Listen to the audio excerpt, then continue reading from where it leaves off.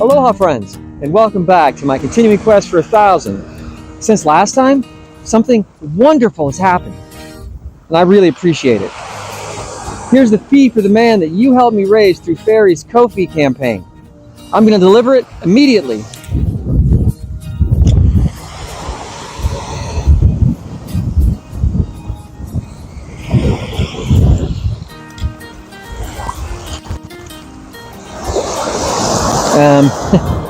Maybe I gotta throw a little farther.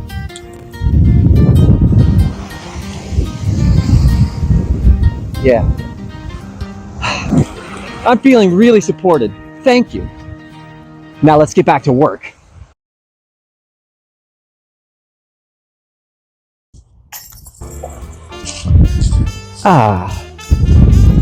Today is all about putting.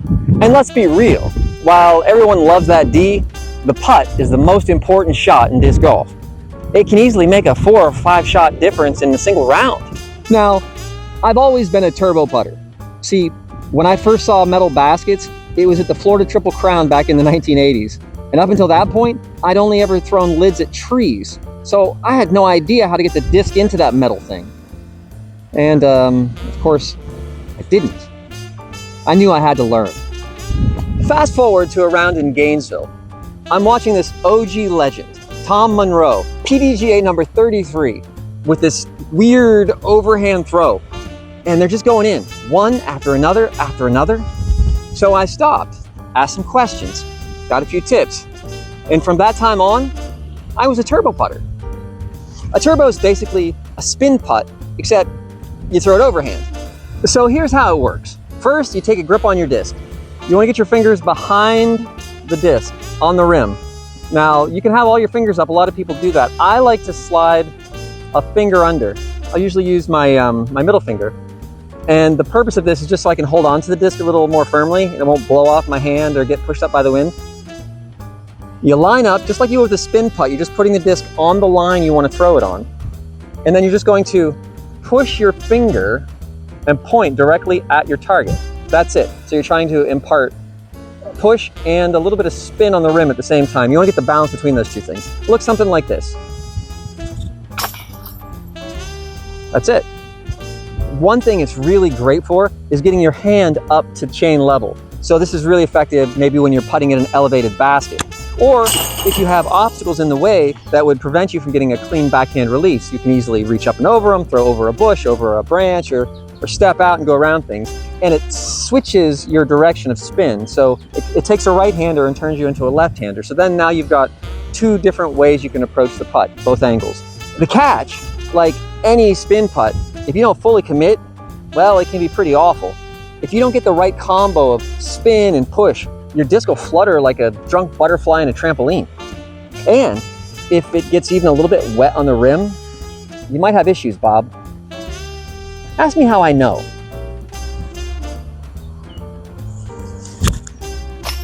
Yeah, I was great in practice. A little less great in competition, but it still has its place.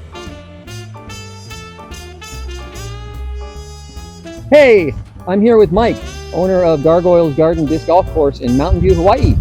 You guys might remember him as the guy who gave me my big box of discs that launched my old disc versus new disc series. Yeah, better off him with 200 discs than me. Yeah, all right. Well, speaking of doing good, you still rock that turbo putt? Oh yeah, all the time. All right. Yeah, so when it comes to a turbo putt, lots of people have different grip styles. You know, all the fingers on the outside is how I do it. Some slip a knuckle underneath or whatever to give them stability. But your thumb should be as far back as you can reach because it's a triangle supporting a circle. And you want as much support as you can and stability.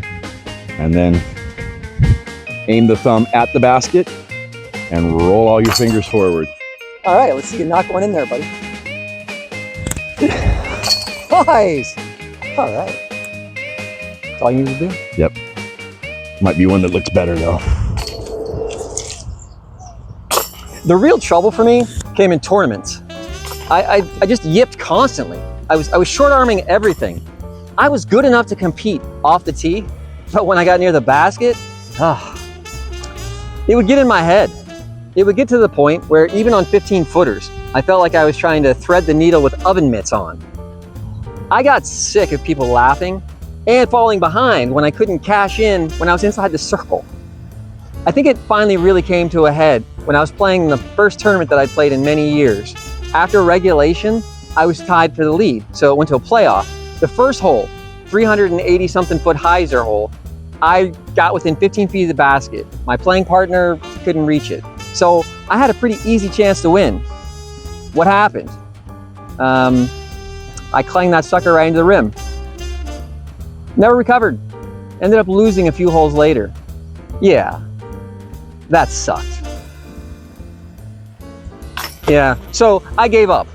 I decided to stop being such an outsider and use the same kind of putt, a backhand, that pretty much everyone has been using since 1986. But that's when I created my putting game.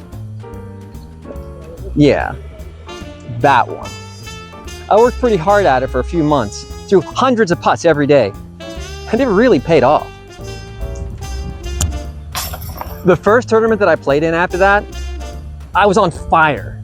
I was up by 5 strokes after the first round. I just glided to the win. Yeah. But that was a while ago. There's rust on the arm. And you know, to be honest, maybe a few months wasn't enough to really own that stroke. When I last checked in, my Circle 1 average was 75%. That's not terrible, but it was weighted a lot towards short putts. At 30 feet, I was less than half. Now I've been working on it.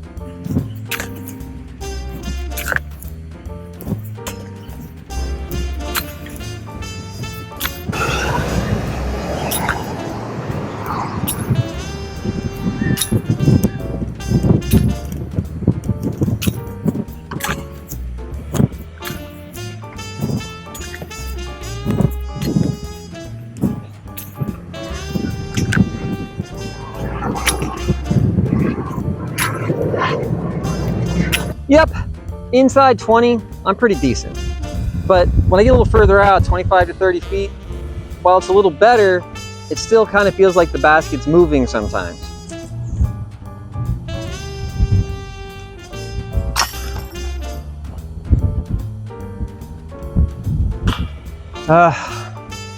Not quite there yet.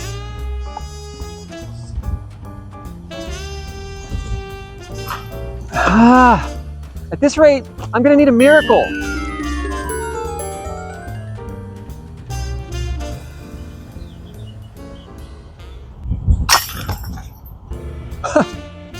Wow, Steve. Sure. I'll try your perfect 360 style. Okay. Let's see.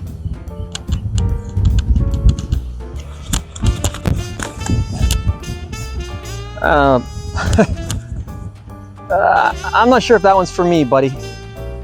I'm gonna have to call in the big dog here. Very strange thumb position here. So the one thing I'd say about this immediately is look at where your hand is positioned in comparison to where you're throwing. So your hand is on the side of the disc, which is going to greatly limit how much spin you can put on the disc. Let's see how your hand. Yeah, you can see your elbow and hand moving at the same rate, basically. We kind of want a little bit more elbow first, get it away from you a little bit, create a little bit of space, and then the lower arm has to catch up all at once, which gives you a ton of power.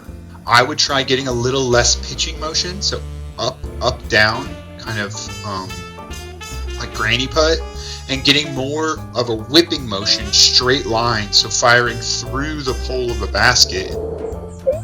Wait, bro, did you just say a granny putt? All right, let's fix this. Okay, let's get the hand.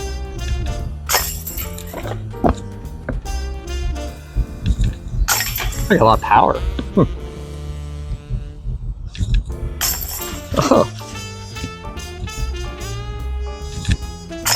All right. Yeah, that does feel a lot better. So the turbo putt still has its place. I'm not going to retire it entirely, and I'm definitely not giving up the Turbonator name. But for now, I'm gonna work on getting this backhand putt stronger and more consistent. I'll keep at it.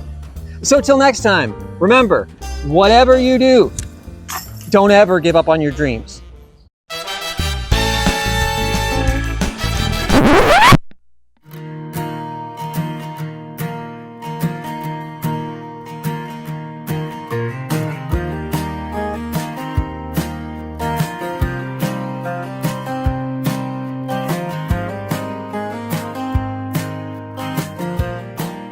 Ah, what's this? A little break before nap time? Katt, this is team synergy. We're bonding, strategizing. Bonding does not sink putts. Break's over. Let's go. Back to work. All right. See you, bro. Okay. All right. Back to the grind. So if you like what you saw, hit the like button and subscribe. Oh, and maybe check out that Ko-fi link below. For just $1 a month, you can join the Island 420 crew too. Maybe it'll finally make Katt break a smile. Whoa, what's that? Whoa!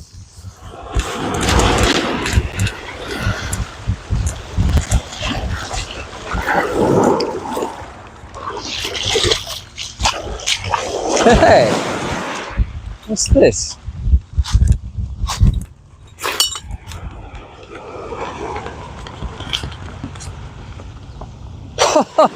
Well, will you look at that? Well, there you have it.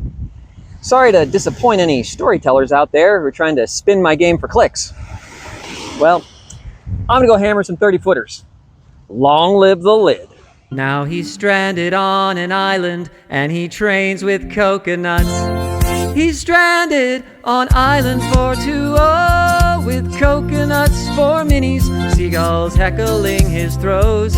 Suspended for $12 he said no. Now he's practicing flex lines where the mango breezes blow.